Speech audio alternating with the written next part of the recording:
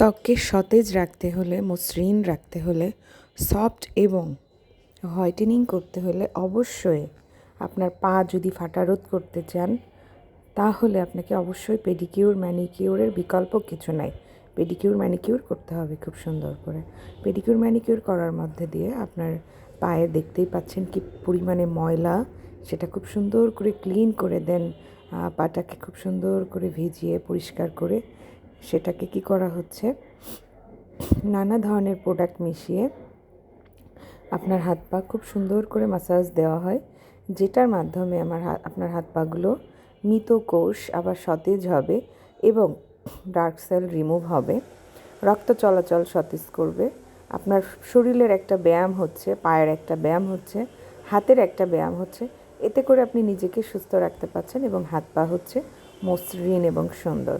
তো এরকমের সুন্দর কাজ করতে হলে অবশ্যই আপনাদেরকে পার্লারে যেতে হবে। পার্লারে গিয়ে আপনাদেরকে এই শীতে পেডিকিউর